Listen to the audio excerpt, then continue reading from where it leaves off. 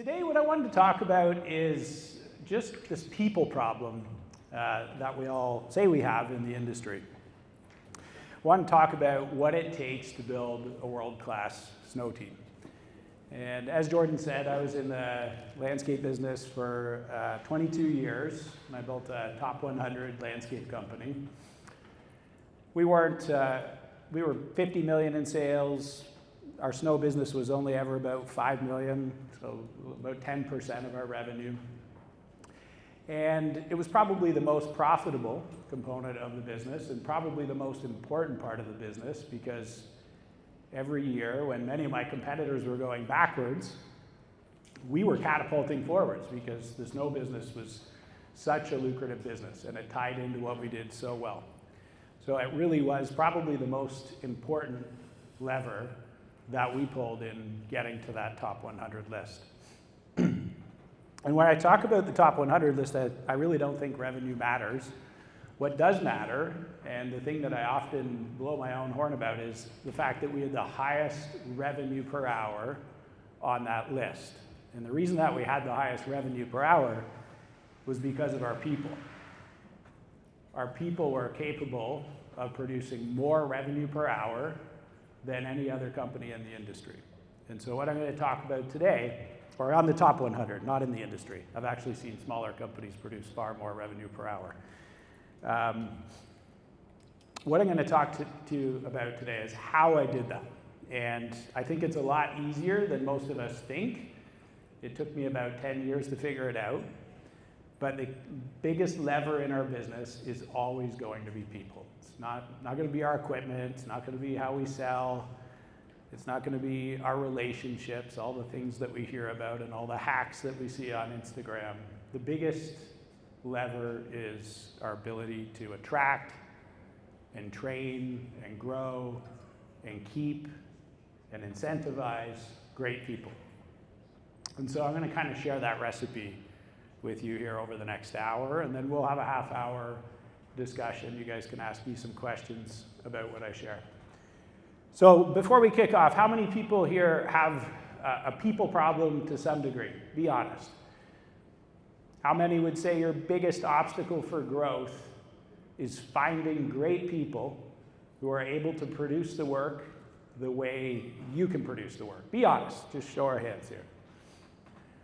That problem is, I would say, by far the most common problem in the industry. With LMN, we managed about 500,000 employees every day on our platform.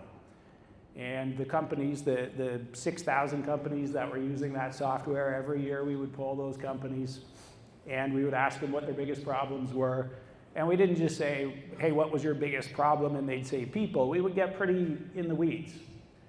And so for 15 years, I got the good insight from all of those companies to understand not only what the category of the problem was, but what the actual issues were. And so what I'm going to talk about today is how to solve those actual things that oftentimes are making it so hard to scale the business. Clicker's not working, so this is my clicker today. So in every business in the world, there's 4 load-bearing walls. And oftentimes us founders don't necessarily learn this early enough in business. We learn it by feel, we learn it by touch, and we make lots of mistakes, and we just sort of keep bumping up against the same wall until eventually we realize what the actual problem is. And when you think about a business, there's always these, categories of problems. And when you don't have a category, you just see a world of problems. And if there's different problems coming at you day after day after day, and that was definitely my life as a founder. As Jordan said, I started as a tradesperson in the nuclear industry, ended up starting my landscape business, didn't have a lot of money, had a pickup truck and a wheelbarrow, and 4 or 5 years later, it was a $5 million business. I did $1 million in my first year, and I was really good at doing the work, but I didn't really understand the finances, and I certainly didn't understand people. And I think the 2 most important things in business, after all of the growth that I've gone through, And all of the companies that I've coached over the years is really understanding that finance pillar and understanding the people pillar. So as I started to study business and hire mentors, I would have anywhere between 5 and 8 coaches a year. I've never stopped doing that. To this day, I still have 5 to 8 coaches a year. I've spent $1 million a year on personal development for the last 10 years. And every year I get new coaches. I don't keep the same coaches for more than a year. If they can't teach me everything I need to know within a year, I go get a new coach. I just have to. Now, what I'm going to share here is what I've collected from all of those coaches over all of those years. This recipe, this 4-pillar model, this isn't something I just created out of thin air. It's the way the most successful CEOs in the world run companies. When you hear of people like Richard Branson having 400 companies and somehow 10 of them turn into unicorns every year, that's not an accident. That's a recipe. And the recipe is really quite simple. When you have a revenue pillar that is so dialed that you're always getting the right work at the right price for the right customers, you've got a sharp kind of tip of the spear. You've got the right revenue coming in. And when you've got it priced right, and when your company is built to serve that revenue, it turns out really well. And I think everybody here in the room knows what I mean. We've all taken jobs over the years that weren't the right customer. We kind of know in our gut, but we go and take that job anyway, and then we pay for it until that job's over. Everybody here has had that situation. I'm going to give you a link to my book, and while you're reading it, you'll get a good laugh, because I tell the good, the bad, and the ugly of most of the lessons I'm talking about here with real stories. And they're painful stories at the time, but I kind of call it type 2 fun. No fun at the time, but lots of fun to talk about later. Doing work for the wrong customers is really no fun. And so getting that revenue right certainly matters. But I'm going to talk about why that right work ends up kind of turning up later in the business in a way where we almost start blaming people in our business when the business isn't going as well as it should, when in fact, maybe the problem was that we sold the wrong customer. And since we can't blame the customer, we blame the last person that touched the customer. We'll talk about that here a little bit more in a minute. Now, the finance pillar is really important. This is us knowing what the financial truth is in our business. And most founders don't focus on this enough. Why not? Why don't we focus on this enough? Just shout it out. We won't use mics. Why don't we focus on finding financial truth in the business? Time-consuming. It's time-consuming, yeah. Don't necessarily understand it. Don't understand it, right. Anything else? It's uncomfortable. It's uncomfortable. Doesn't have a motor. It's more fun to work outside. It's more fun to work outside. It doesn't have a motor. It doesn't have a motor, right? Yeah, for sure. Any other reasons? Fear. What specifically about fear? Let's talk about that one. What are we afraid of when it comes to the numbers? Knowing the truth. We're afraid that they won't be that good, so we don't look at them. What's the chances that they're going to be amazing when we don't know the truth? It's pretty low. And I think what I've noticed over the years, and I used to fly around and do, in peak year, 120 of these talks a year, sometimes all day long, thousands and thousands of contractors.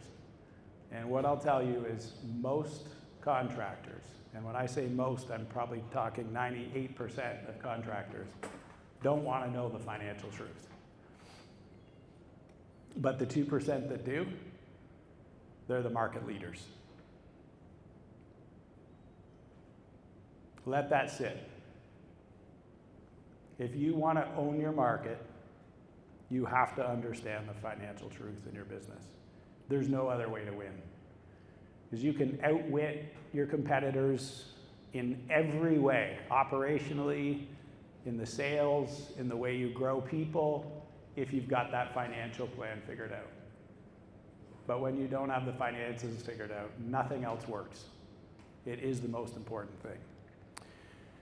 Now, the people pillar is all about building people, building leaders of leaders. Because as a founder, I can tell you for sure, as my company went from 1 crew to 2 to 3 to 4, all the way up to 50 crews, I needed leaders that could not only finish my sentences, but form their own. You see, early on, I had a mentor, and he owned the largest transportation company in North America. He had 14,000 tractor trailers, he owned trains, he owned distribution centers, warehouses all over the world. And when I went and did his landscaping, I did a lot of design build landscaping. I remember giving him a $10 million estimate, and his finger went from the top of the page to the bottom, down 10 pages. When he got to the 10 million, he looked at me and he said, "How long is it going to take?" That's all he cared about. He had that much money. When I finished the job, he said, "Is there anything I can do for you?" And I said, yeah, there is. And he said, "What would it be?" And I said, "It would be for you to mentor me." And he agreed to. And the thing that he taught me the most was what I was just talking about. He said, you have to find a way for people to always finish your sentences when you're not in the room. And if you can figure that out, you're going to own your market, whatever it is, whatever market you want to get into. Because the best CEOs in the world always figure out how to make sure that when they're not in the room, whatever needs to be said gets said the right way, every time. When he said that, it blew my mind. I was still pretty young at the time. I think I was maybe around 35. I started my business when I was 23. I'm 51 right now. I still feel like I know 3% of what I need to know. It never ends, the learning. And when I'm here sharing, I'm only sharing patterns that I've picked up along the way. I'm not telling you how to do it. I'm just telling you what I know to be true. You'll go and apply these patterns, how they fit in your business. I don't believe that there's one way to run a business. And anybody who tells you that is full of shit. These patterns, though, really changed my trajectory. When I started to really think about what he said, I started to realize that I had been looking at the business all wrong. You see, I was thinking if we did the best work at the best price, and if I was good at selling, and if I was good at marketing, and if I was the most efficient contractor, everything would be fine. But what I didn't realize is that meant actually building other people to become leaders of other leaders. And so I completely shifted my perspective under his mentorship. And like all of my mentors, he only lasted for 1 year. And he was one of many that year. When I started really thinking about the impact that people were actually having on operations and finance and revenue, I really started to realize that the most important of the 4 pillars were people. I had already understood that I needed the right work and the right customers and the right price. And I even built software for the industry to help solve that problem. I understood financing. I built budgeting software that thousands of contractors are using and had that figured out. But I didn't ever really kind of see the people thing entirely clear. And I'll tell you, everything we're going to talk about today is really what I've focused on in my last 10 years, kind of since my early 40s.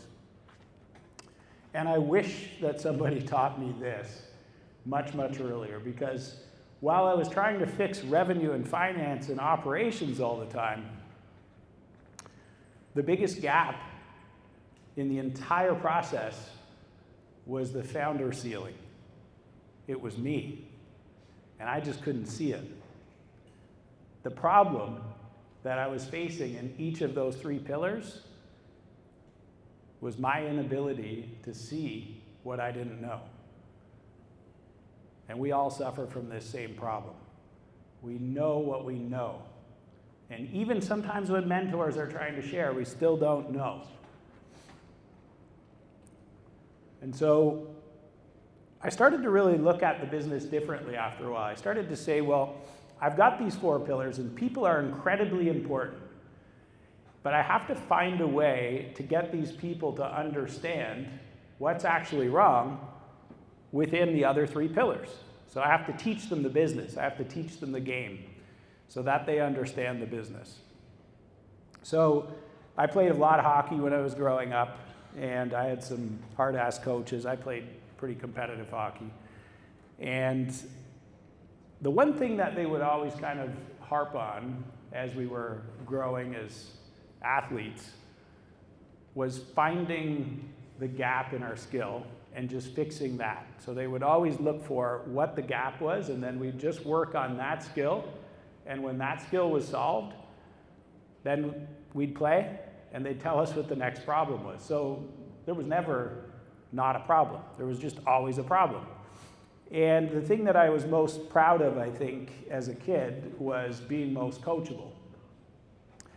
And my dad taught me that. My dad was a little unfortunate. He was a war baby, born as an orphan, no parents. And he was legally blind and didn't know it. And back then, when they just threw kids in orphanages, they didn't really check their eyes. So when he was trying to learn how to read and he couldn't read, they just figured he was stupid, so they just stopped teaching him. So when he was 6, he went to work in a bakery.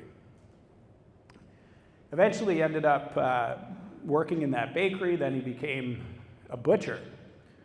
And he did an apprenticeship as a butcher. And then eventually when he was 16, he left that small town and moved to the city, and he became a plumber. And the thing that he taught me at a very young age was to make sure that I was always asking the best questions in every room that I went into. And he said, if you keep asking the best questions every time you show up, people will keep giving you good answers. If you keep asking the best questions, eventually you're going to be the smartest person in the room. And when you are, find a new room.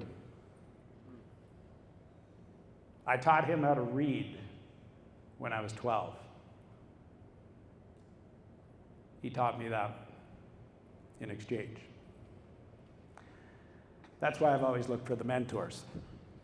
And so when I was playing hockey, I had to be most coachable. I had to ask better questions than everybody else. When I got the mentors, I had to always ask better questions. And I really take pride in people saying that when I hang out with them, when they say, man, you ask some difficult questions. Some people don't want to hang out for that reason, but the right people do. I always know when I'm in the right company. And so what I started to realize is I wasn't asking the right questions anymore with my team. Instead, I was telling them everything. Rather than let them learn by me asking questions, I kept on telling everybody the way it was, hoping that if I told them enough times that when I wasn't around, they'd somehow finish my sentences. But then I began to realize that that would never work. The only way to get 300, 400 employees to truly finish my sentences would be to make sure that they understood the business as well as I did. And that's not easy. It's actually kind of scary. So I set out on the mission to figure out how to do that, because I decided that if massive companies like Caterpillar and General Motors and banks and insurance companies can scale the way they can, then why can't I? Why can't I as a landscaper? And what I had started to realize as I was scaling super fast, I got to 10 million pretty quick, and then it was 20, and then it was 30, and then it was 40, but every time I blinked, there was another 10 million. And that was in one division. I was also doing civil work and trucking, and I wish I didn't have ever get into those businesses, so I'll not go there. What I started to realize, I had to find language to have a common lens on the business that everybody understood. No different than my coaches in hockey. Because my coach in hockey would say, hey, like, we have to work on rushing the puck, and I knew what that meant. We have to make sure that we win in our end every time. I knew what that meant. We have to get the puck to the point. I knew what that meant. We had language.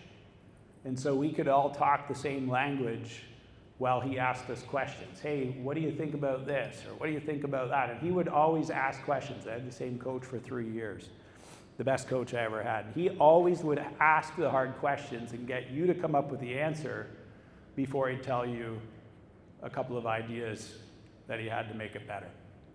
And so in the landscape business, I decided I had to figure out a way to do that. In order to be the coach, instead of being the boss, I had to figure out a way to speak the same language. So I came up with this. I came up with these 6 handoffs.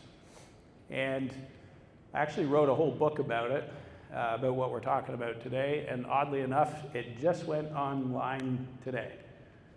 I'll tell Jordan afterward, we did it just for him.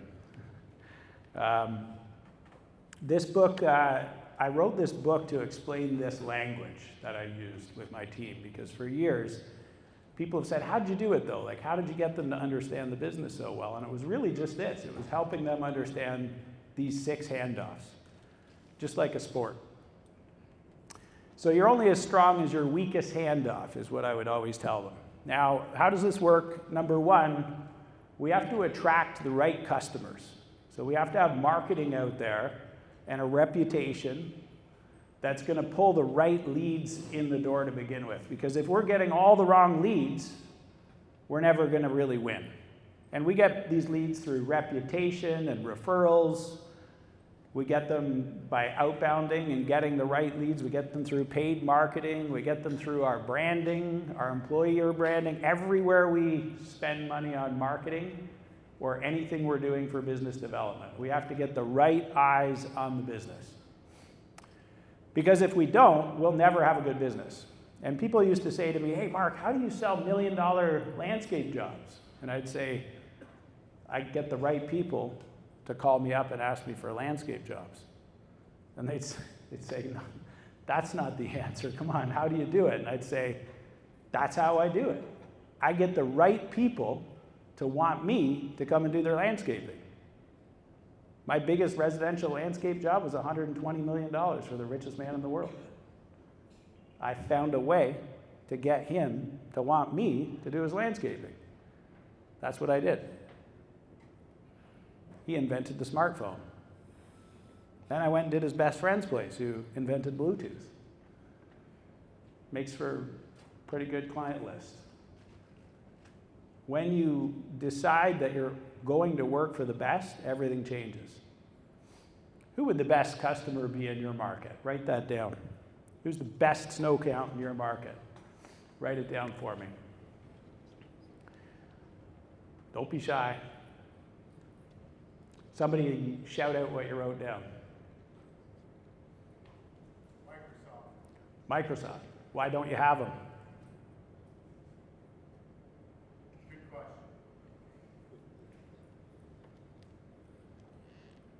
Are you going to have them in 3 years?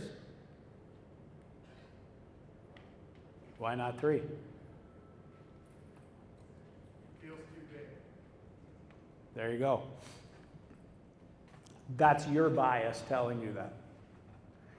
You see, every single thing in your daily existence, everything in your daily existence, somebody else put there.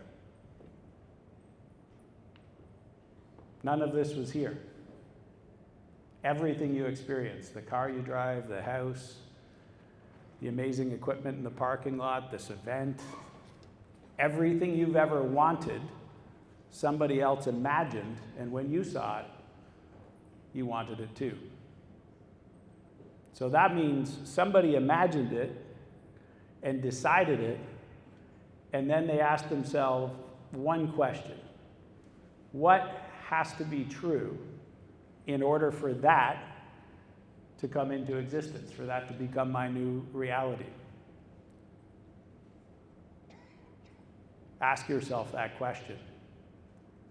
What would have to be true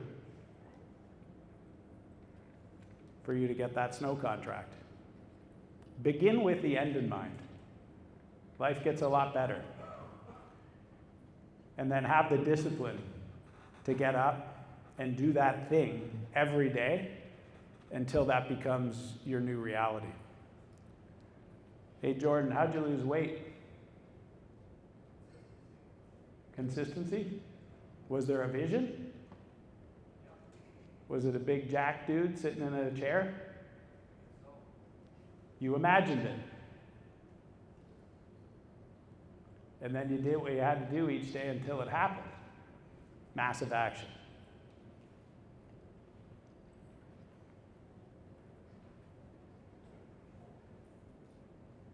I can say that to him because I lost 140 pounds the same year.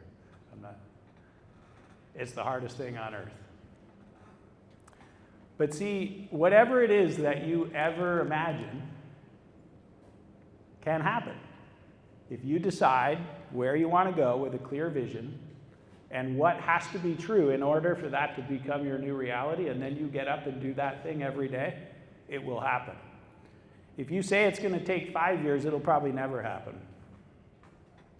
If you say it'll take 3, and you get up and do what you have to do, it'll probably only take you half of that. Everything takes half as long as you think. It's incredible how much massive action takes. So everybody here can have the right customers. Let's just leave it at that.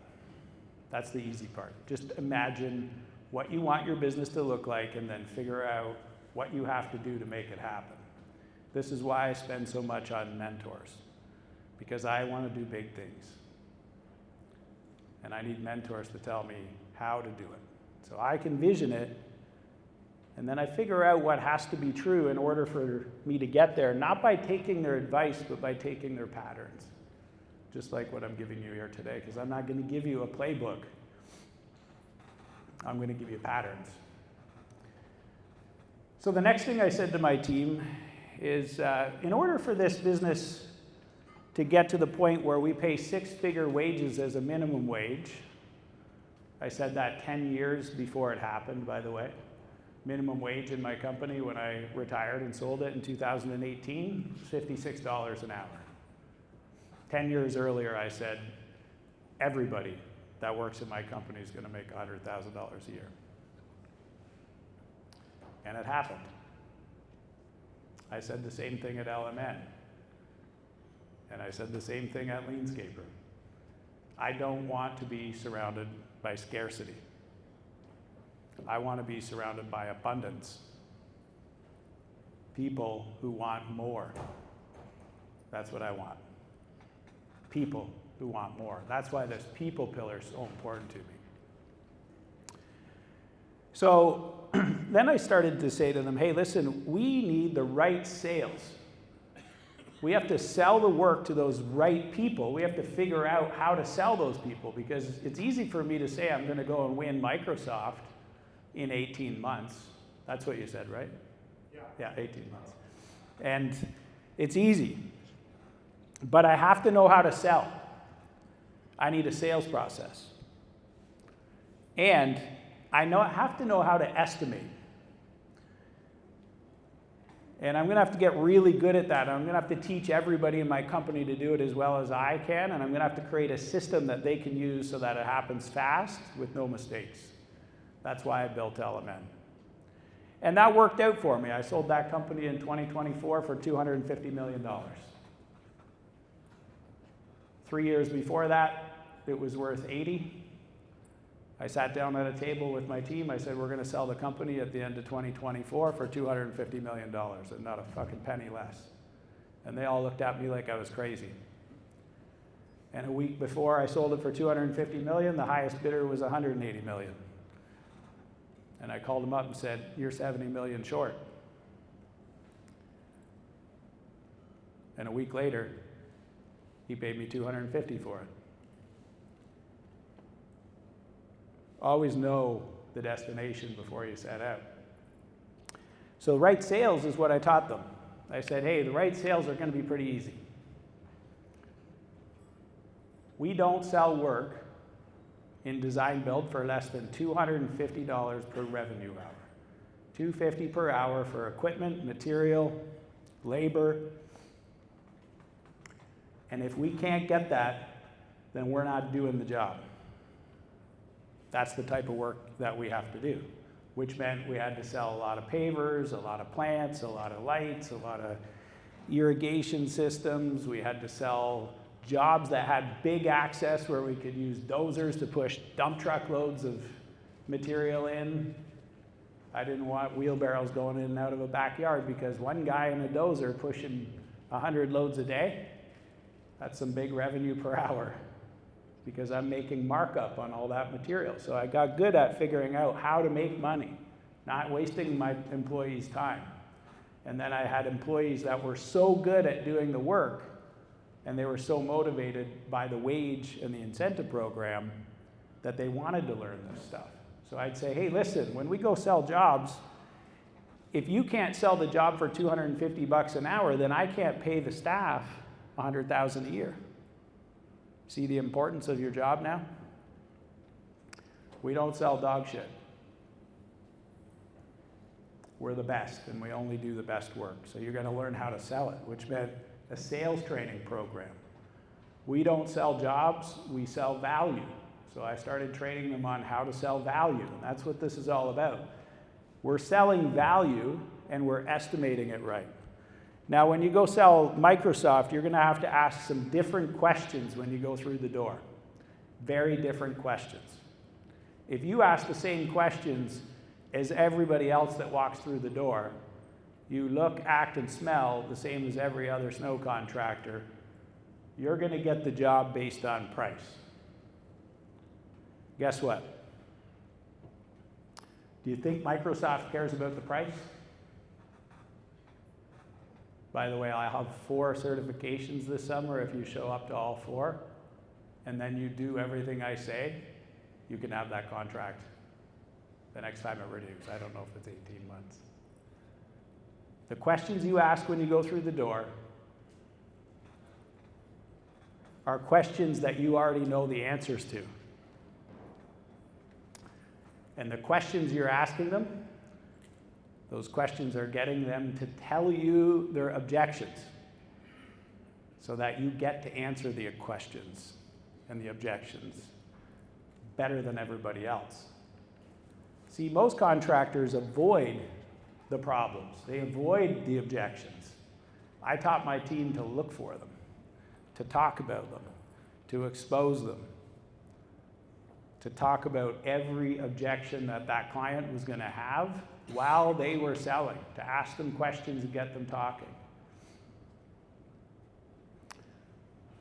And once we got really good at asking the right questions, the right sales became easy.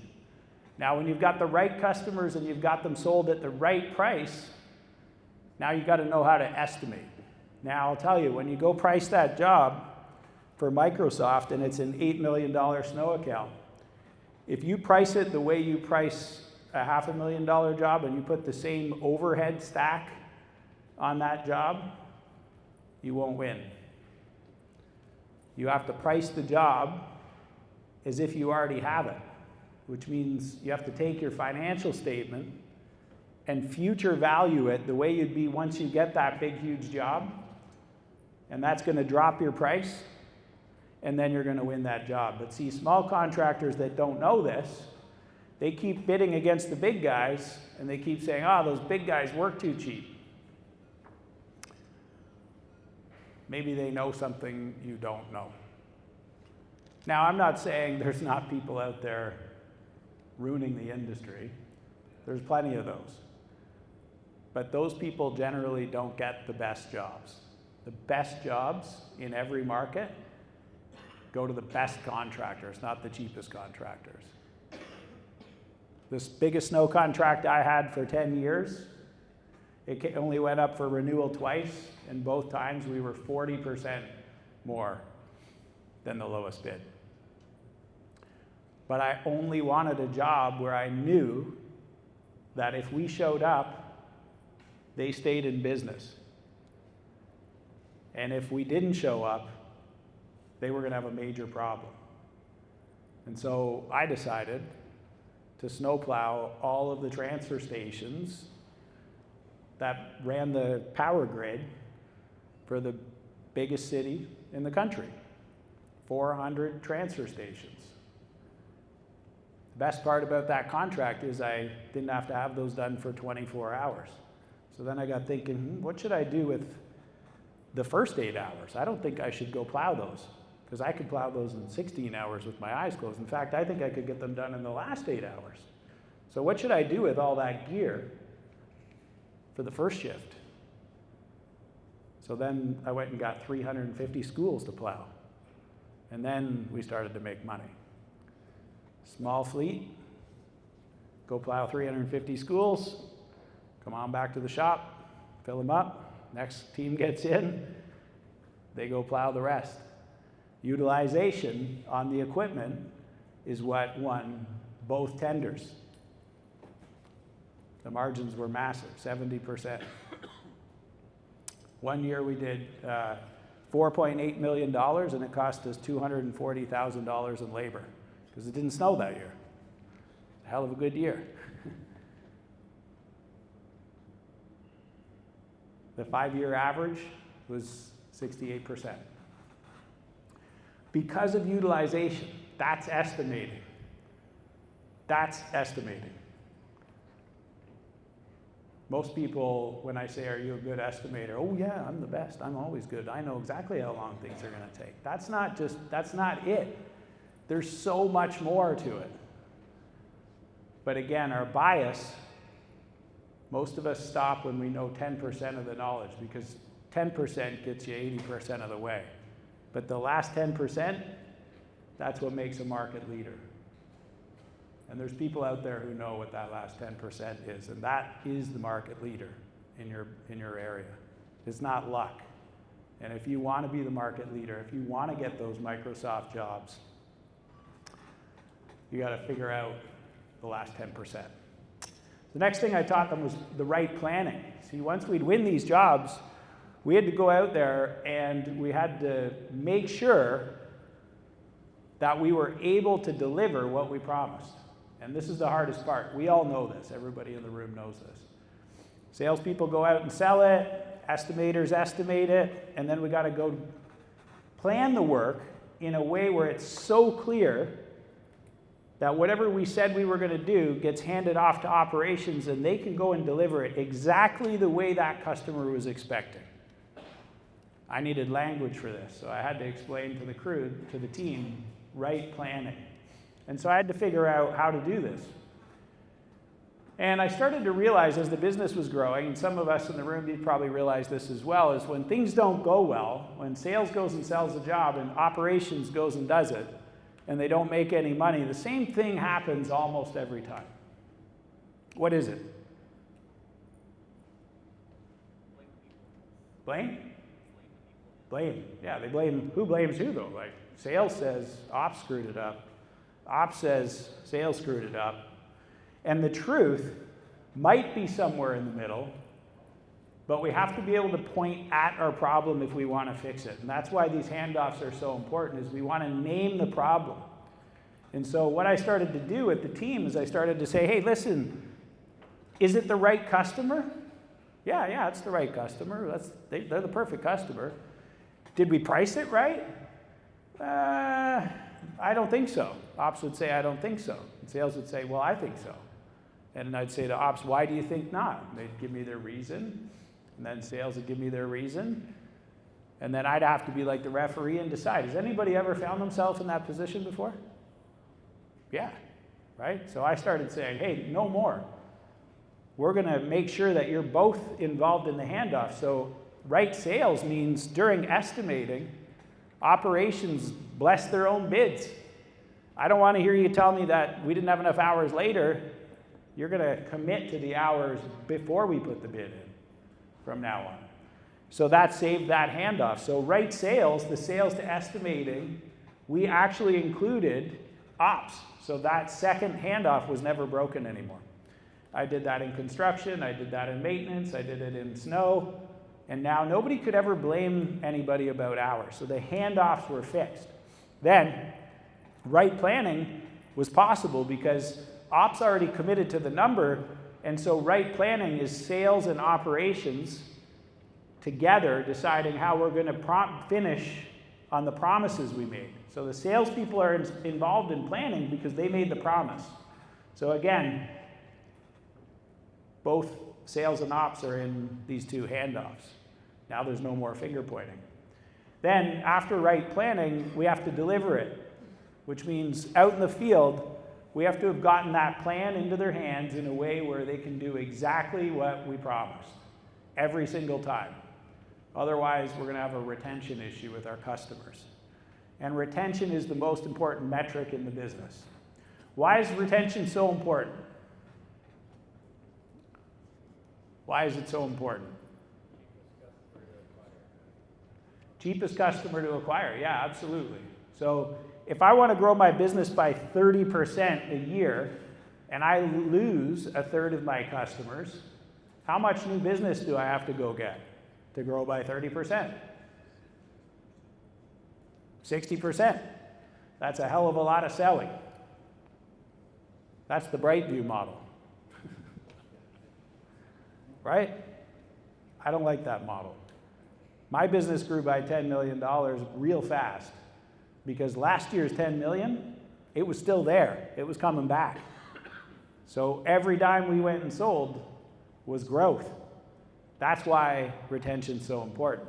And if you want to ever sell your business, the only thing that they're ever going to buy is retention. They don't pay for sales. They pay for retention. That's when your business is actually worth buying because that tells the full story. Retention's the magic number on enterprise value. It tells everybody whether or not you're actually any good at what you do. Anybody can sell just by dropping the price. But only good operators can keep customers because they can afford to do what they said they were going to do.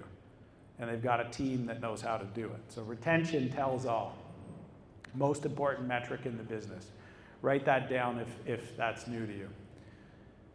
Think about it. Study it. And make sure that you figure out how to get that number as close to 95% as possible. And make sure the other 5% that are leaving because you want them to leave. Because there's always going to be a few customers that you want to upgrade.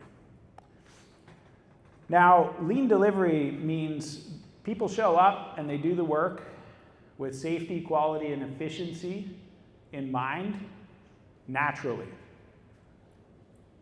Because you imagined it to be that way.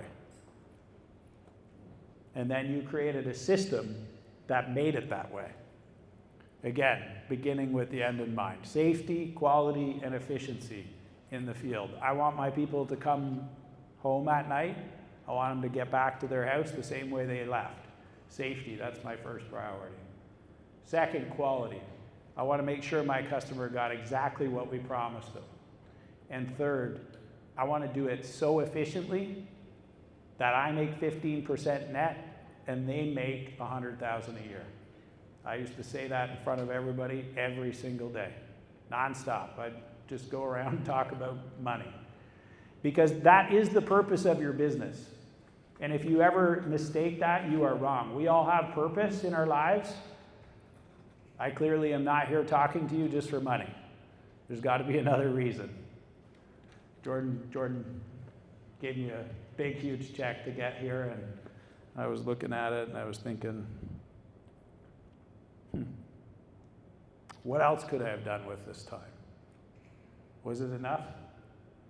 Was it enough, Jordan? No? No.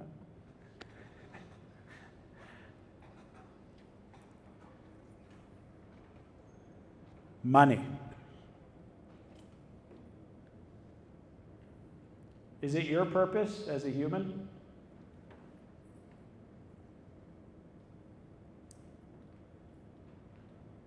Ask yourself that. I hope not.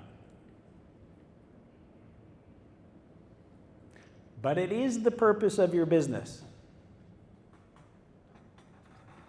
It's the purpose of your job. I get out of bed and go to work each day to make money, to provide for my family. Very simple. As a business owner, when I first set out, that was my purpose. I wanted to make enough money so that I would never worry about money, because I grew up in a house where the only thing that my parents ever argued about was money. So I had a relationship with money, and everybody here has one. And it might not be that good. Scarcity. If there's not that much of it around, then you start to think it's more important than it is. But the truth about money is really simple. Money is a construct. Money is something that us humans created. It wasn't there on its own. Someone imagined it, and we used it since it was created as a method of trade. So that when we see value in something and we want it, we trade a little money for it. You see, when you've got an idea that a lot of people want to use, or a service that a lot of people need, and that value means they want to pay for it, if you do that for a lot of people, then you're going to make a lot of money.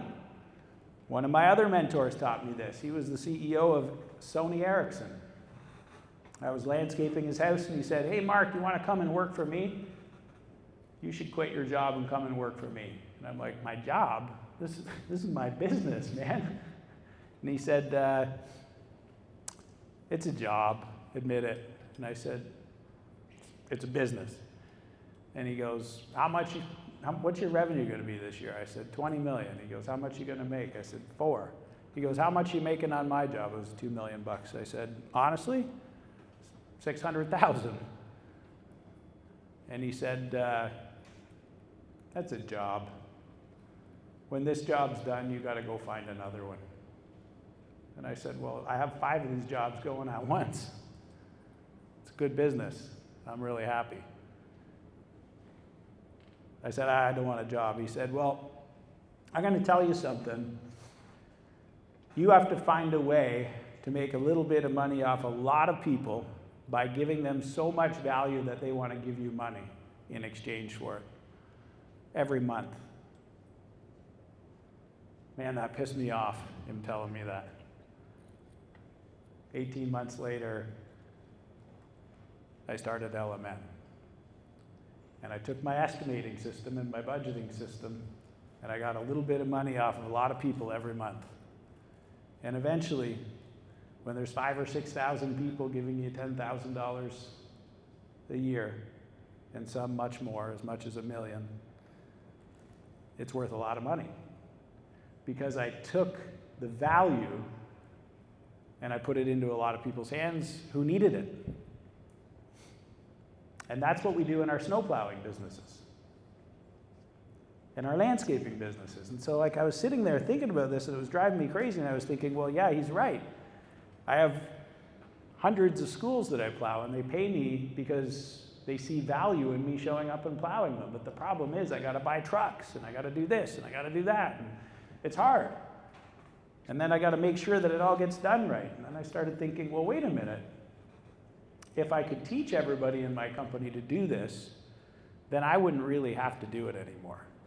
And so what I'm doing is I'm taking my source code and I'm giving it to all of my employees by teaching them this so they can do it on their own.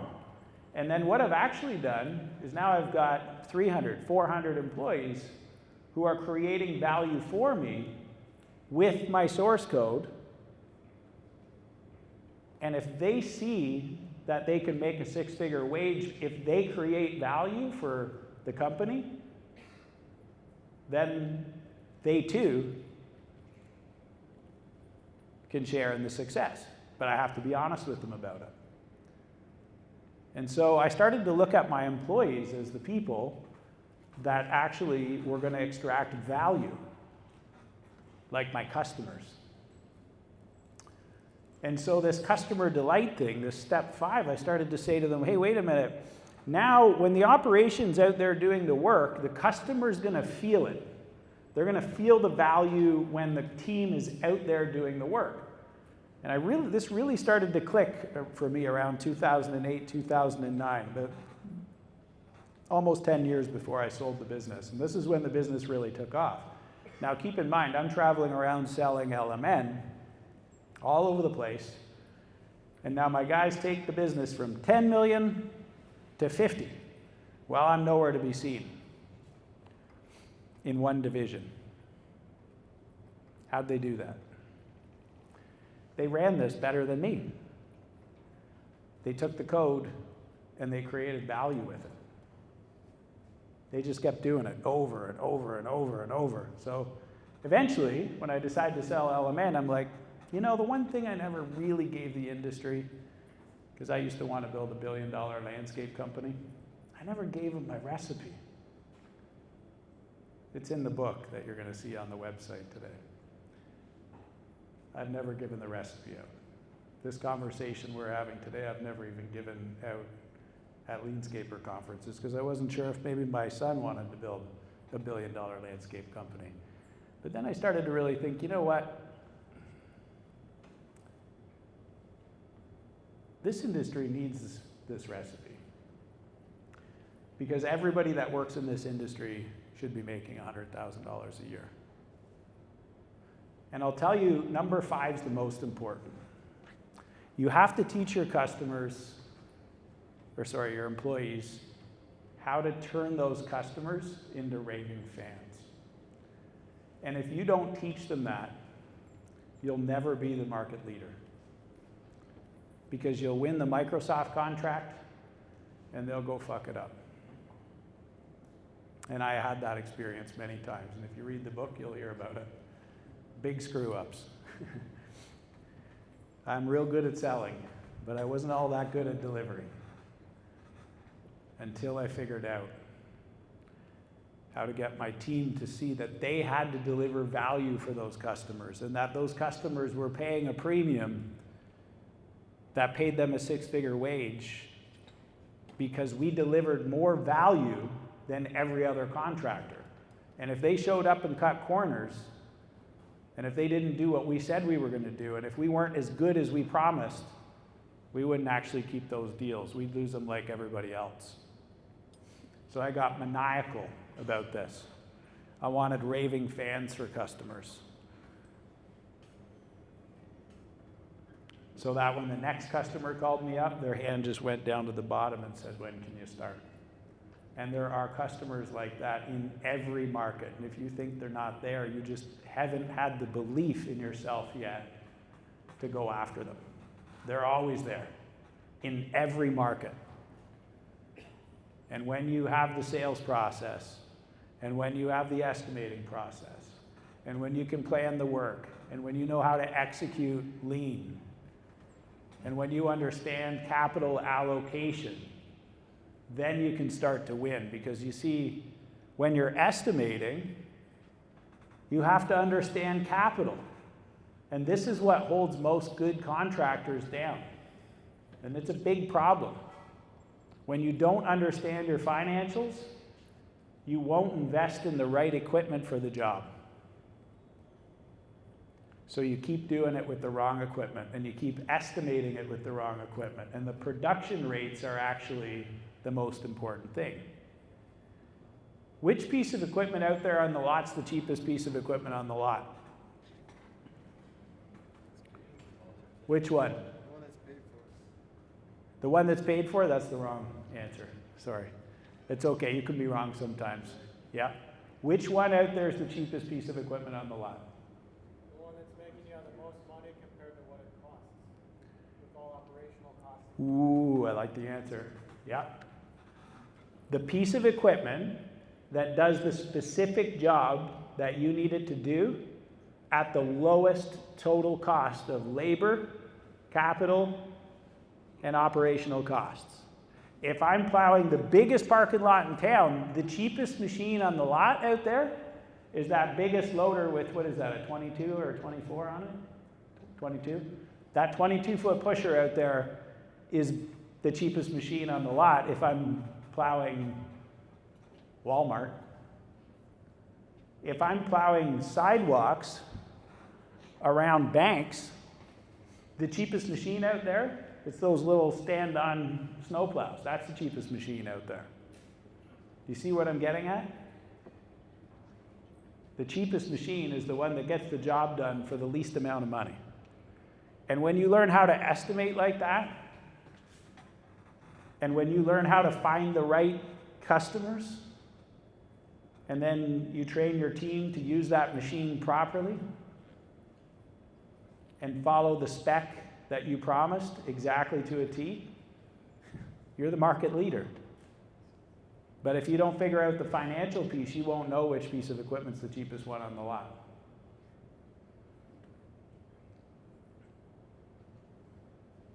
I used to be partners with Caterpillar.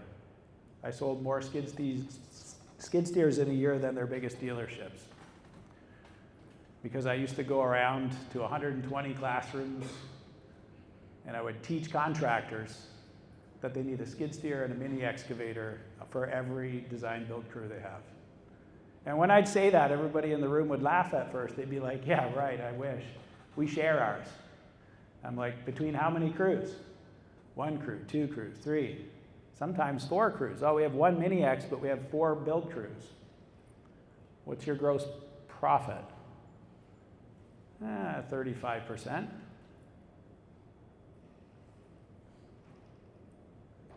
Put the skid steer in and increase your revenue by 50% and see what your gross profit looks like.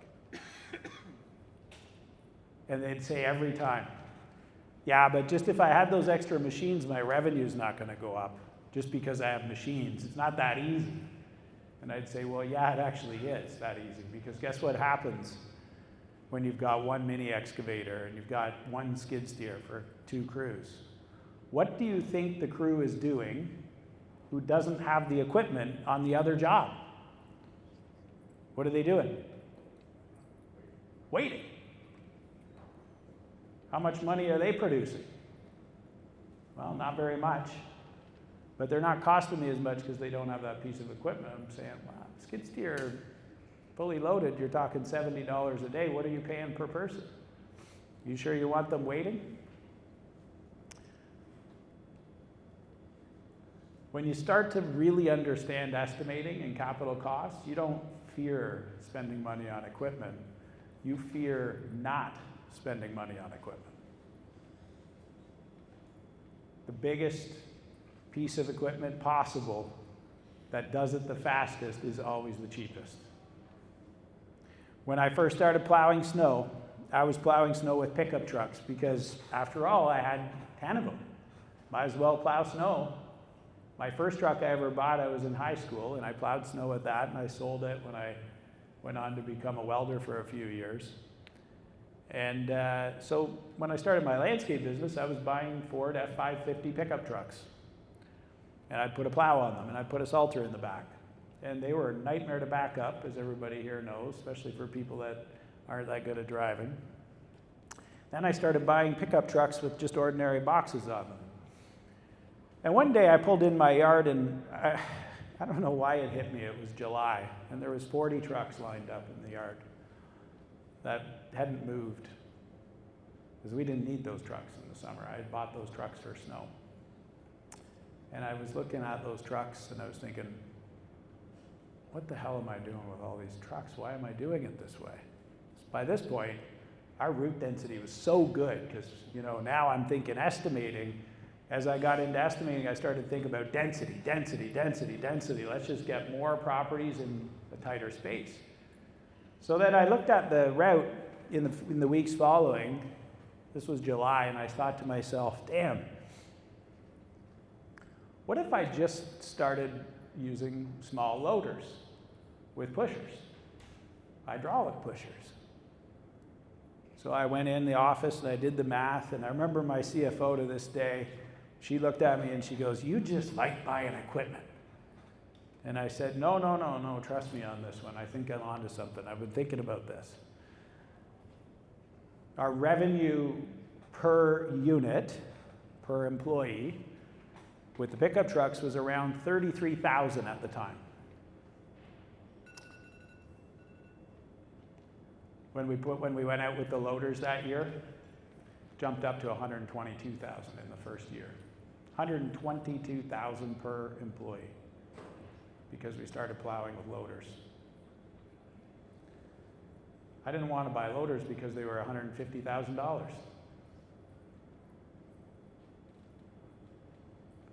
Our profit margins went from 48% to 68% because we started plowing with loaders. Now, there was all these other hidden costs that weren't even in there. Like every spring when I had 60 pickup trucks, we had to replace, on an average year, 15 box sides. Because when you hit a corner, it's not just the bumper. When you bump into something with the loader, there's nothing wrong with the loader. Now, I'm not saying I want people bumping into things, but it happens when we're plowing snow. So there was hidden costs in repairs, and there's all these other costs that we just don't think about, all because we're afraid of the cost. And this is what I mean. When we really get good at looking at the handoffs, then we can point at our problems. And so every time I wanted to raise my profit margin, I would just look in one of these areas and decide what one was right. If my retention's bad, that's the problem.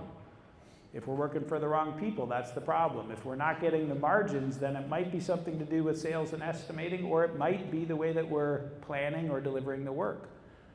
And you know what? Once I taught the team this, I could say, hey, what do you guys think the problem is? One of my favorite movies, Moneyball, they're sitting around the table. What's the problem?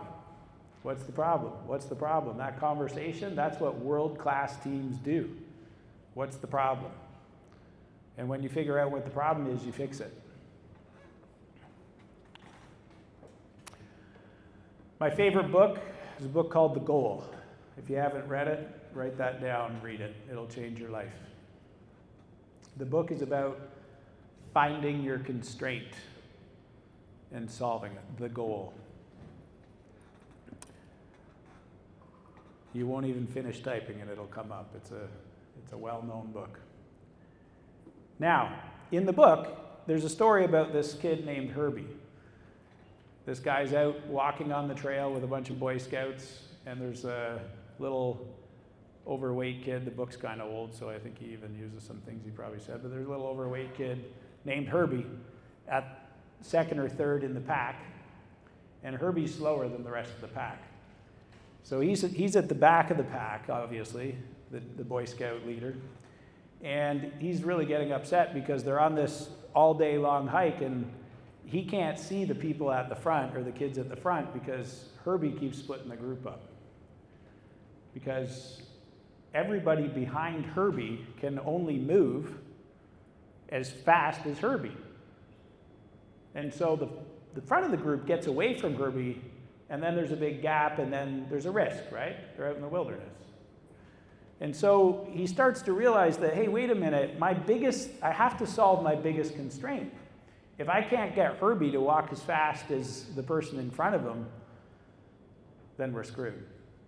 And this is the problem with our snow businesses. We can be great at selling, but if we're not great at estimating, we can't make any money. We can be great at sales and estimating, but if we're not good at planning and handing that off to ops, we can't make any money. If we're really good at those three things, but then the team gets out there and they're not well trained, and they don't do what we said we were going to do in the sales process, then we're going to lose our customers and we can't make any money. So you have to learn how to find your Herbie, and this is what I really focused on with the team. This is how I grew my business. We'd score ourselves. Do we have the right customers? 1 to 5. Have we got the right sales process? Are we winning the jobs we want? Because if we're not winning the jobs we want, then we're not good enough yet. Right planning. I'd score us. And when we'd score it, we'd figure out which one was the biggest problem, and we'd fix that. We'd get maniacal about it. We'd just work on that until we fixed it. We'd use the lowest score to fix it. And what I always came to realize, it wasn't the systems, it wasn't the equipment, it was none of that stuff. It was the people. You see, they had to understand what work to sell, and if we got too good at sales, then we'd sell work that we couldn't even staff. Has anybody ever had that happen? I had that problem happen a lot. We'd sell some good jobs, we'd send some people out, and they weren't the right people. And I could buy the right equipment. There's always a great equipment supplier. Caterpillar, I would phone Caterpillar. I bought my first skid steer with Caterpillar. I send them my statements once a year. And anytime I got a job, it didn't matter how big it was, if I called Caterpillar and said I wanted the equipment, they drop it off. It used to drive my wife nuts. She'd be like, "You didn't even get any paperwork." And I'm like, we'll figure it out. Like, they're good. 280 machines I had at my peak.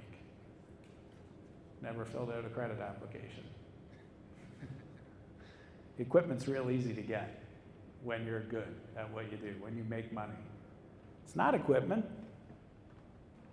It's not sales. It's people. That becomes the biggest problem. I could go sell it because I knew how to estimate. I could plan it because I knew how to plan. I could hand it off because I knew how to do that too, but I needed the right people.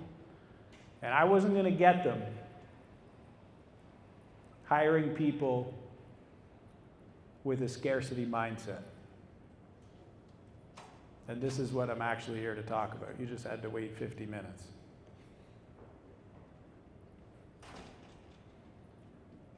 When you hire laborers,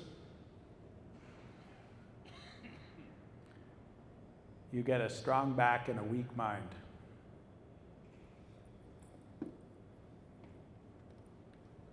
Look at your job ads. You get what you ask for in life. The job ads in our industry are embarrassing. The people who apply to those ads are people who have a ceiling this high. Must be able to work 50 hours a week, 24 hours a day. Must be able to lift 50 pounds all day long. You must have a driver's license. Not selling a career. Not telling them what the growth path looks like, where they're going to be in 5 years, and how they're going to feed their family, how they're going to send their kids to college, how they're going to own a house, how they're going to go on a vacation. We don't say any of that shit. We just ask for a strong back and a weak mind. And that's who shows up. And Microsoft doesn't hire companies that have a bunch of ragtag people who apply to job ads like that. They hire professionals. And professionals don't have a scarcity mindset. They have a growth mindset.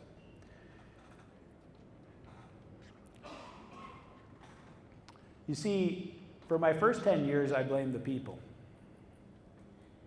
And most of us do. When things go wrong, we blame others. And until you break that habit, until you stop blaming others and you take ownership for everything, it'll never change. It turned out that people were just the window. It was just a window. All those other things that were breaking was because we didn't actually hire the right people. We didn't train them properly. We didn't motivate them properly. We didn't teach them how to win. And that's why I ended up really focusing this way. Because I had to realize that when something's wrong, it's not a people problem. It was the limit of my knowledge staring me right in the mirror. Your business is a reflection of you. First time a mentor said that to me, it almost blew me off my feet.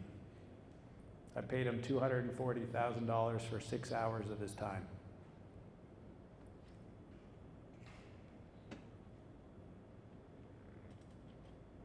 The 15 seconds that he said that was worth the $240,000.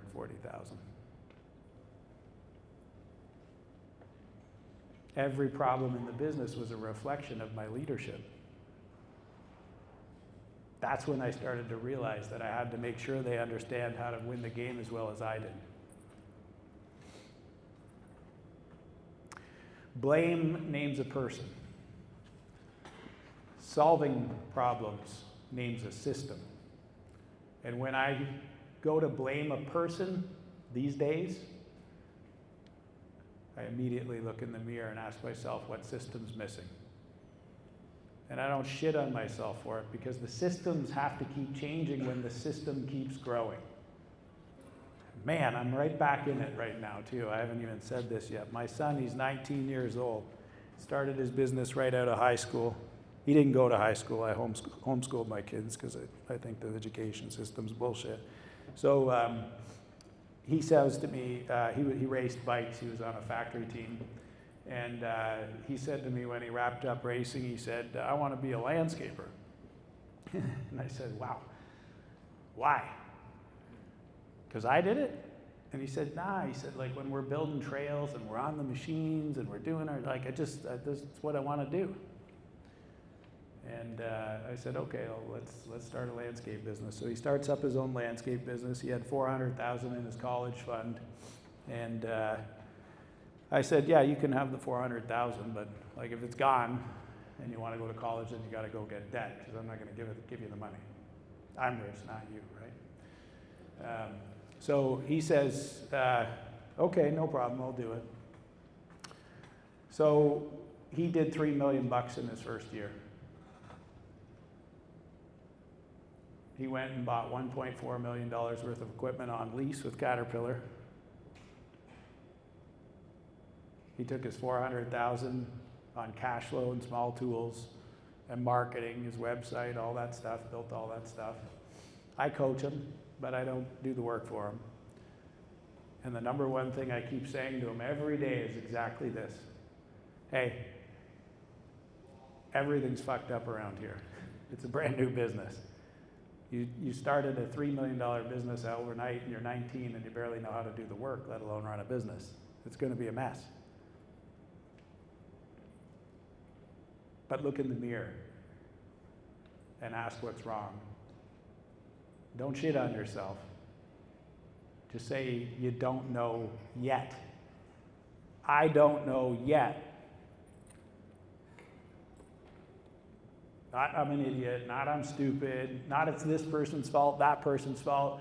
This problem exists in my business because I don't know what system I need yet. But I'm going to figure it out. And I'm going to fix one system at a time. And I'm going to make sure I fix the right one because I'm going to look at all the problems, I'm going to name which handoff's broken, and I'm going to put a system in place that solves that. A system that I can teach other people. One that fixes the root cause, doesn't blame a human, but actually finds the root cause. And when we ask why 5 times, we'll usually find the root cause. The odd time we might need to ask a couple more times. But when I find a problem, I ask why. My dad did this with me. He did it with me since I was a young kid. He'd say, why, until I'd say the truth. I started doing it with my son when he was really young, and my daughter too. My daughter did the same, by the way. She raced bikes on a factory team as well. When she finished, she started a bookstore and a restaurant. My kids started the 2 shittiest businesses in the world. More bankruptcies in landscaping and restaurants than any other business on earth. I'm like, I was pretty proud of that, actually. I'm like, you just picked the hardest shit on the planet to do. Neither of them said, hey, Dad, I want to start a software company. And I was, thank God. Whew, that would have been a bad decision. They're worth less than landscape companies now. What problem in your company keeps coming back because you keep blaming people instead of blaming the missing system. You got to ask yourself that question, you see, because what I did the first 10 years, I kept firing people because the same problem kept coming back. Instead of looking in the mirror and saying, oof, it's me. There's something I don't know yet. I got to figure that out so I can create a system so that I stop blaming the people, so that they know the system. Then I can just hold them accountable to the system. And for years, I thought accountability was elusive. It was this thing that we just would never have. But it turned out that accountability was downstream of creating systems that solve problems. I had to have systems in order to have accountability. You can't hold people accountable when there is no system because you've got nothing to point to. Standard operating procedures, sometimes people think they should sit on the shelf. Well, that's wrong. Standard operating procedures are the very thing that you train people to before they do the work, before they ever run that snowplow, before they ever get to that site. You've got a standard operating procedure for serving that site. And when that standard operating procedure has a site map and it shows where you're going to dump the snow and what you're not going to block the fire hydrants and you're not going to block the garbage bins and you're not going to push snow on the high side of the lot. It's got a procedure and there's a site map and there's written description. When they show up to plow the snow, they do a much better job, miraculously. And when they still screw it up and they put the snow right in front of the garbage bin, you don't fire them, at least not the first time. You don't say, what a stupid idiot. Not the first time. You assume that they didn't actually remember that SOP. So you pull the SOP back out and you take them in, you say, hey, listen, we had a call back on the property. There's snow in front of the garbage bin, and you piled all the snow on the high side of the lot, and you had a site map and a scope of work that said not to do that. Why did that happen? And they'll have a reason. What would the reason be? I forgot, right? The dog ate my homework. We know all the stories. There's always a story, right? But then you say, but wait a minute, why did you forget? And you keep asking why until they say, I just didn't put enough effort in. And you can get to that answer because you had an SOP. And then you can look them in the eye and you can say, hey, listen, we made a promise to that customer. And if you don't care enough to keep it, we have to let you go. Because all these other people here in the company, they want to make $100,000 a year. And if we keep losing our contracts, nobody here is going to make $100,000 a year because you don't care. And I can't let that happen. So read that SOP, and the next time you don't follow that SOP, after we've had this conversation, there isn't one strike, there's not two strikes, there's not three. You're out. Because it's my job to make sure everybody else here makes $100,000 a year. And then they get to make a decision whether or not they want to make $100,000 a year, or if they want to go work down the street for 20 bucks an hour. You don't have to have that conversation too many times before they understand how to play the game. And they understand what game they're playing. That's a world-class team. That's the Super Bowl team. That's the Stanley Cup team. That's the market leader. And then you can have Microsoft and any other account you want. There's no secret. Gamez tells you the secrets on LinkedIn every post he writes, because he runs a world-class team and he's not afraid to talk about it. Why is he not afraid to talk about it? Because most people won't get out of bed and do the fucking thing they have to do day after day after day to be the best. The guy that owned the biggest transportation company I was talking about earlier, he said, you should start talking at trade shows. Tell people your story. He said, you got a pretty cool story. And I said, why? He goes, because you're going to learn a lot of stuff from talking to a lot of people. And he was right. I've learned more from talking to contractors and teaching contractors than I ever learned just running my own business, because I learned how people think. But what he said to me, he said, I used to stand up there at conferences in an industry where people made 3% profit, and I'd go out there and I would tell them my exact recipe of how I make 30% net profit in transportation, trucking. Can you imagine making that kind of money? And I said, you told them the exact recipe? And he said, every single trucking conference I ever spoke at, I would tell them the exact recipe, how we sell it, how we price it, how we manage it, the type of customers to go after. I don't put shit in the back of my truck unless it's worth a lot of money at the other end. The stuff in the back of the truck has to be worth so much money that the trucking seems small. If the trucking's worth more than the shit in the truck, they're going to be a nightmare customer. He'd go around and tell people that at conferences. He would tell them his entire recipe. And I said, oh yeah, why didn't you care? He goes, because it was just fucking entertainment for these guys. Oh, sorry, there's kids here.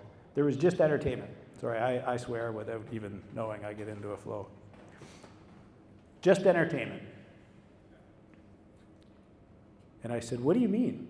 He goes, the very next day, they're going to get up and go back to work and do the same thing they did every other day. And when he said that to me, it really struck me, and I started to realize why he liked me. Because when he taught me something, I did it every time. And that's my test when I coach people. I coach usually 5-6 people a year. I charge $350,000. I give them 1 hour a month. Not many people want to pay that much money. And it's expensive because I don't want any more customers. And so he says,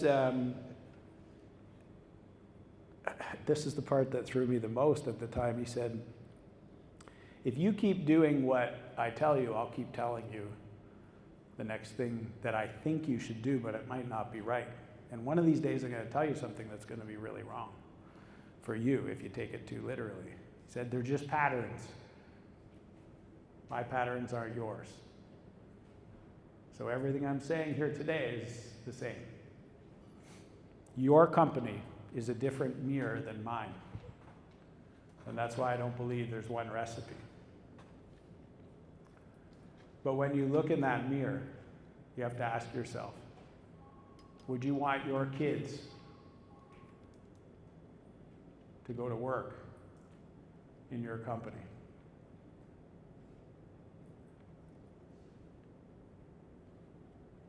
Would you want that to be their career?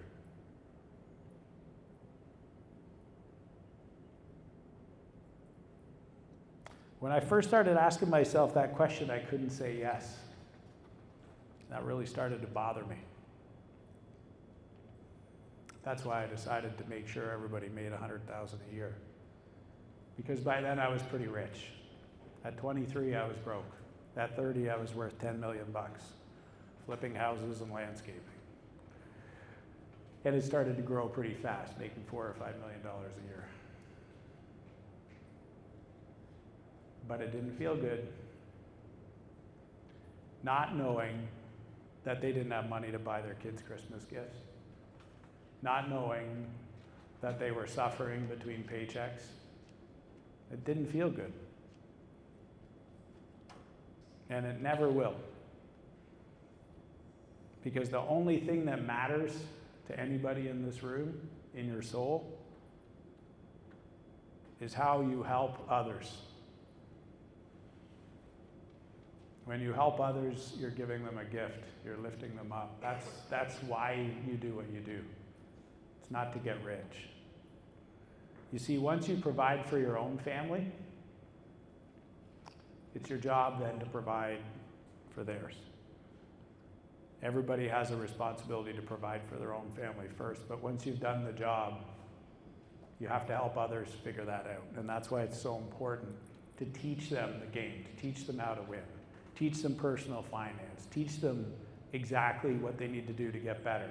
To sit down and have the parts, to have the conversation that I described with the SOP, instead of just firing them for not knowing, not holding the line, not describing why you're firing them.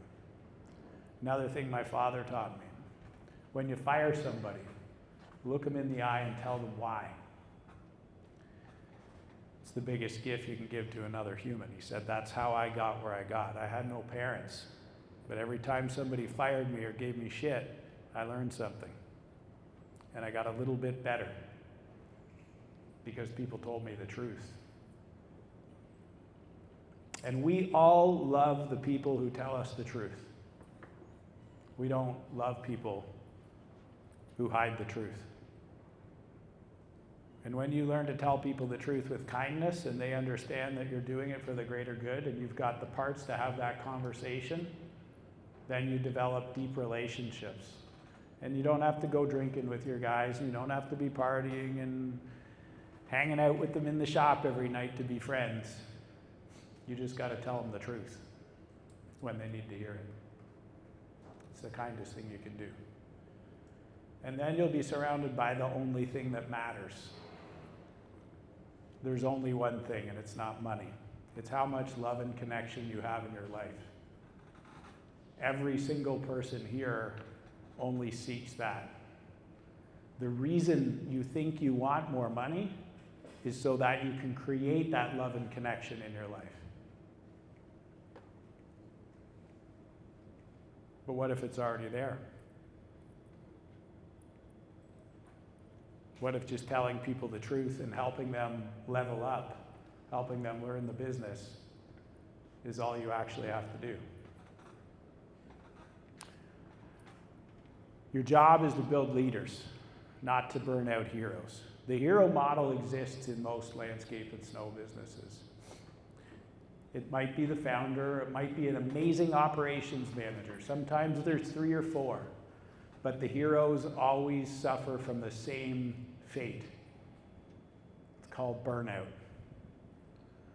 And I would bet that 90% of the people in the room, if you Googled burnout, the World Health Organization has a very clear definition for it. 90% of the people in this room are probably suffering from burnout at some level. And so are your employees. Because when there's too much information coming into your prefrontal cortex and all these problems are hitting and you never feel like anything's actually running smooth and you can't point at the problem, you get exhausted. And the next problem's just always there. And when you get exhausted, your bias takes over and you just start doing what you think is right because you don't have enough cognitive ability, enough focus to actually look at what's happening and see the actual problem. And that's why I think the 6 handoffs are so important, is we have to decide where the problem started and what system's missing. And when we operate this way, this model on the right becomes pretty damn important because the hero model just keeps burning out your best people. And sooner or later, those 60, 80-hour weeks lead to such bad burnout that they quit. And I used to have these heroes sitting across from me in my office, collapsing, crying. Their wives are leaving them. Their kids haven't seen them. They can't think straight. They don't know why, but they can't make a decision anymore. And I didn't understand it. I was built with resilience, playing hockey and being raised by a father that never let me take the easy route, ever. Some might call him a hard ass. I call him a truth teller. Most people can't take that much truth. And so when you deliver it, you have to learn how to deliver it in a way where people can grow. And I didn't know that at first because the way I learned wasn't that way. But this leader model on the right, it got pretty clear to me because I was an apprentice when I got into welding. I left high school at 17, finished up, went to the nuclear plant, signed up for an apprenticeship. 4 years later, I was making $175,000 a year welding pipe right on the face of the reactor. Great job. Paid well. I wasn't too sure if my kids were going to have 2 heads or not. So I quit my job. But what I learned in that job was that I started as an apprentice, and they taught me all I needed to know in those 4 years to get to that wage. I became a tradesman. Then I became a crew leader. And when I left, I was a project manager. In the first 3 years that I was running my landscape company, I'd plow snow all night, and I'd go back to that nuclear plant and work on a computer all day as a project manager. You see this ladder? This ladder creates leaders. And when you build a ladder like that in your business, one that helps people go from apprentice to leader, then you become the leader of leaders. And that's a business. I'd give them a scorecard. I'd teach them what metrics matter. It didn't take me long. I could bring in 30, 40 of my crew leaders at once and teach them how to build their own crew budget, what their revenue per hour was, what estimated versus actual hours meant, what safety training completion meant, what skills training completion meant. Then I give them a scorecard every month that said how they were doing against their targets. And they wanted to win. It's kind of funny how when we put the scorecard up on the wall, everybody wants to win. When you tell somebody what they got to do, they'll go do it. And I learned this playing hockey as a kid. When I would play pond hockey, we'd screw around. We'd throw a couple of our pieces of firewood or rocks on the ice, and that was the net, and there was no goalies. So we'd just kind of screw around and exercise. The odd time we'd rush the puck and score and whatnot, but nobody kept score. So we didn't try that hard. Take the same people, put them on the ice with our girlfriends and, maybe 3,000 or 4,000 fans, a couple of goalies, 4 referees. We'd pretty much kill each other to win because there was a scoreboard, right? As soon as you put the scoreboard up, the game changes. Once I figured this out, that's when the business just went like that. Everybody wants to win. And when you give someone an incentive program that they understand, not some phony, made-up profit-sharing scam, when you give them one that they understand and they go home and they say to their wife, hey, if I do this and I hit my scorecard, I'm going to get an extra $4,000 this quarter. And if I do it next quarter, I'm going to get another $4,000. And the next quarter, another $4,000. All I got to do is hit my score. When they tell their wife that they're going to do that, that's more important than them telling me. Because that's who they provide for. So when they take the shortcut, when they don't do their training, when they sit around an extra 5 minutes on their break, they're screwing their family. They're not screwing me anymore. And I made sure they saw it that way. Because I'd stand up like this and I'd tell them that's the way it is. You're screwing yourself. You're not screwing me. There's hundreds of you guys. You think I can be there every time over your back pushing you along? I'm going to make my 15 points whether you're here or not. It's up to you whether or not you make 6 figures and whether or not you take that 4,000 home. And if you figure this recipe out enough, you should quit working for me and you should go work for yourself because this recipe works. And if you want 400 guys, then you're going to make $4 or $500 million or $4 or $5 million a year just like me. It's a recipe. But if you don't show up and hit these scores, you're not working for me. But remember, always remember, you're an entrepreneur. And I'd say that and they always knew what I meant. You're an entrepreneur.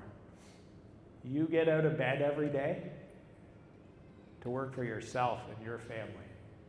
You just decided to come and work here. That makes you an entrepreneur.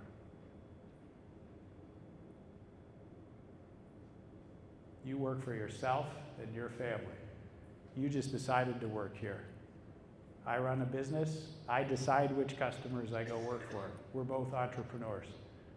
I just do it on a bigger scale. And that way they understood we were playing the same game. So my incentives work. And that incentive program's laid out in the book, word for word. I've never actually given it away that way. In the book that you're going to download today, it's laid out word for word. Because your sales pipeline, that's not how you make money. That's easy. All the crap on Instagram and all the hacks and marketing tricks and all that stuff's all important. But your people pipeline is how you make money. That's where you make money. If you've got a team that you can take from apprentice to manager over and over and over, you can make money. You see, because my average crew did $1 million a year in sales and I made 15%. So for every one of those apprentices that I brought through to manager, I made another $150,000 a year. When you've got 40 or 50 of them, you're making a hell of a living, and so are they. That's the business that you're in. It's got nothing to do with sales. And when you've got those people who understand how to win and want to win as bad as you can win the Microsoft contract and you can keep it forever. That's the business you're in. It's the people business. Don't let anybody tell you anything else. What the machine looks like when it's running.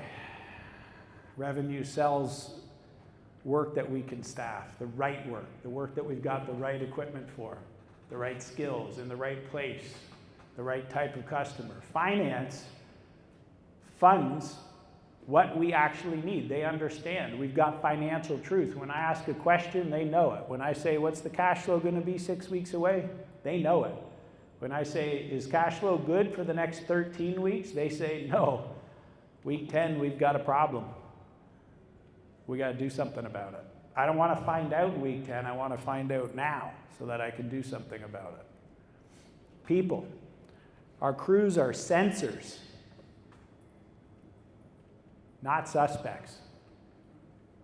Our crews are telling us what's wrong so we can go fix it. We don't go around blaming them for our problems. They're sensors. They tell us what's wrong every day so we can fix it. We don't find what's wrong and suspect that it's them. An operation is the system that feeds the crews. It's not chaos. And when I say it feeds the crews, I mean it. That's how they make $100,000 a year. It's the systems. Literally feeds the crews. Good information that leads to good results. So the question I'll leave you with, I think I chewed up our Q&A time, but I think we can have a few, is what are you going to build? Name the person behind your most critical role. Write one owned outcome for one seat in your business this week. What do they actually own? And if everyone in your company one day can tell you exactly what they own, and if all of those things that they tell you add up to the vision that you've created, then that vision is going to become your reality.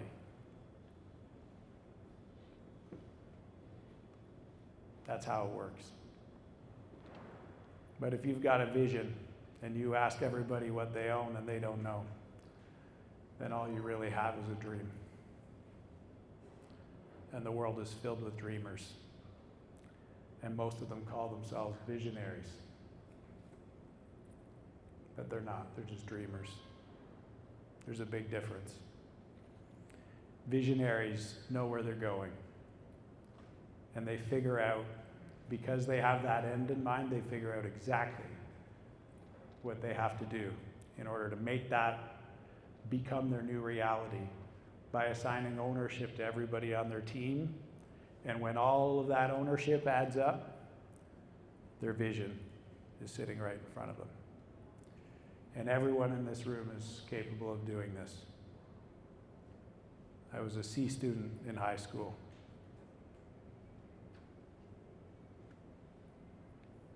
I went to grade 12.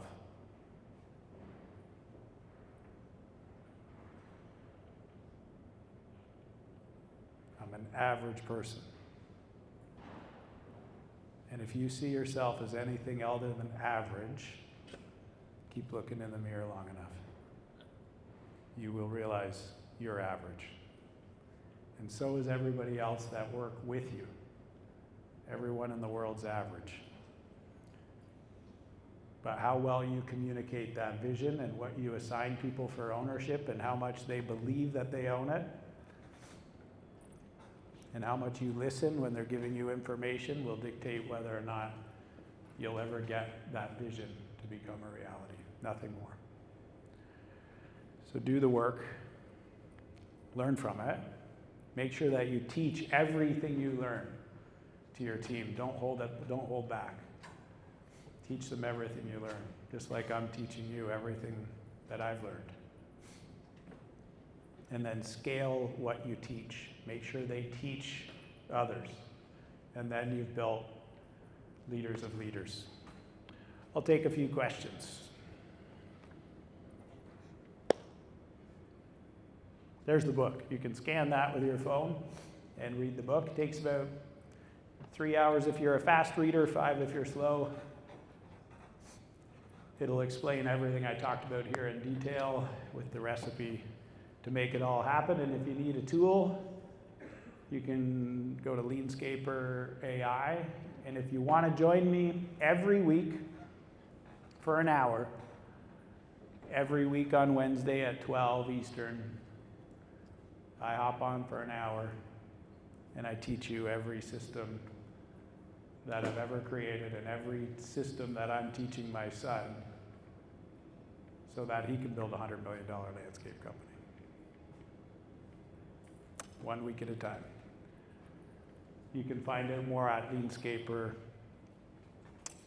website, and you can read the book here. Any questions? How's the wedding venue coming along? The wedding venue, oh boy, it's coming along. I'm getting remarried. My biggest mistake in my life was ruining my marriage and my body and many of my relationships when I was 35 years old. And I'm getting remarried and building my dream property, building a farm with 14 hotel rooms, a dream shop, a conference center so that I can bring contractors in and do stuff like this at my farm. And so that's what we're building and having a ton of fun doing it. That's been my job this summer. It's coming along good. Friend of mine is sodding it up this week, and then we're going back next week to lay 5,000 square feet of flagstone and put a couple hundred lights in and a water feature, and then it's done. Thanks for asking. What's that? Did you hire your son?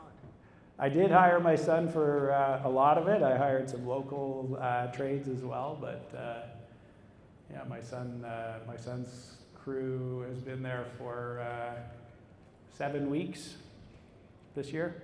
It's 20 hours away from our house, so it's not the ideal job for them. So they came for 7 weeks, and the rest has been contractors. But he did all the landscaping, of course. Are there consistencies in the constraints you found in each of the businesses that you've had? Every business is almost identical. It's always people. The constraints are people knowing what they need to do.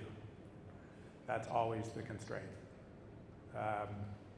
Whether it's landscaping, land development, home building, aggregates, trucking, topsoil manufacturing, mulch manufacturing, metal fabrication shop, every business I've ever owned, it's always the same problem. Just whether or not they know what good looks like and what they own.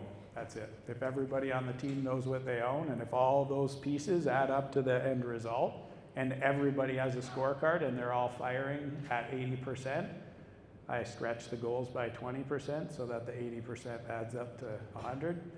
If everybody's at 80, we hit the plan.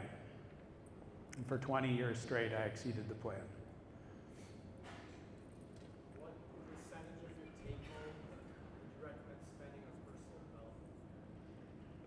Depends where you're at in your life and how much take home you make. The percentage wouldn't be fair, because if you make 100,000 a year, and I said 20%, and you're in your early years where you're starting to just invest and buy your first properties, I usually teach people to buy real estate first, because once you've got a real estate portfolio, then the banks will treat you good. It's real easy to get money, lines of credit and whatnot, to do other things. So in the early years, like in my 20s, I made my first 10 million on real estate. I didn't spend anything on personal development. I read a lot of books. I read 30 books a year. I learned for free. But that only really got me so far, because when I was reading the books, I was reading them with my bias, and I didn't realize that. So nobody was challenging my bias enough. So I just kept reading the books and learning the same lessons. But that got me my first 10 million. So the percentage changes over the years. Right now, I don't spend very much as a percentage of my annual, like what I earn. If I average for every hour worked since 2019, I've made 57,000 an hour. I don't spend that much on personal development.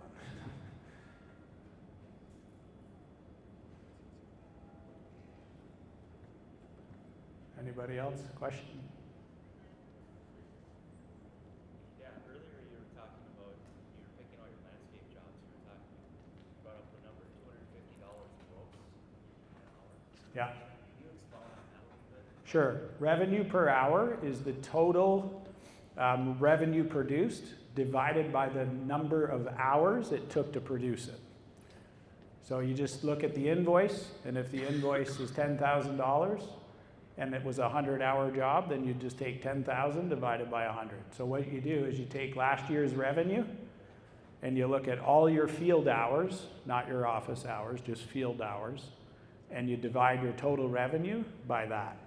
That would tell you company-wide. Then you go by division. So I would always say design build, maintenance, and snow all had a different revenue per hour target. Then when we're estimating, if the estimators get that hourly rate to north of 250, then the bid is good. They just need ops to bless the hours. If the number was below 250, you got to keep playing with it until it's over. And if they'd say, oh, I can't sell it for that, I'd say, well, then it's the wrong customer.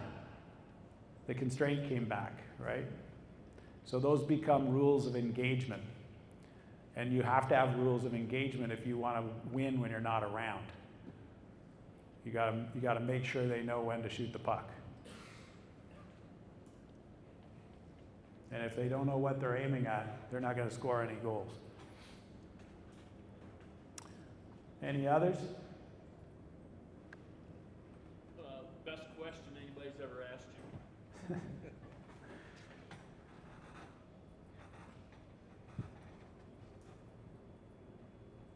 What's bothering you? Was his question. How'd you answer it? I said, I'm really tired of feeling like nobody understands me. Has anybody ever felt that way?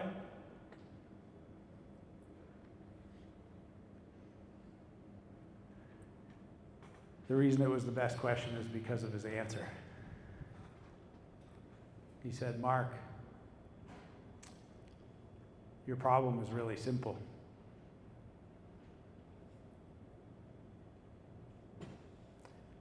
You need to learn how to get super clear on what it is that you actually want. And then you have to learn how to ask for it.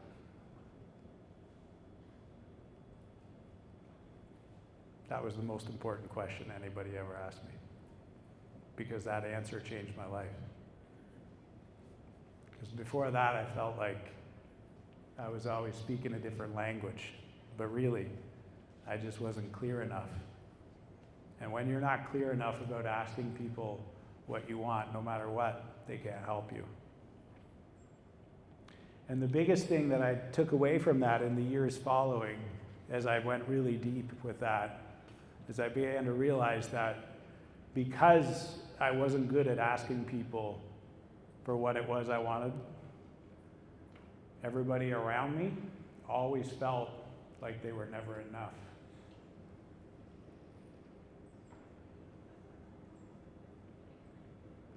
Because they didn't know for themselves when they were winning. And so my silent mission, the reason I'm really here, because Jordan didn't give me a check. The reason I'm actually here is that I don't worry about making money anymore.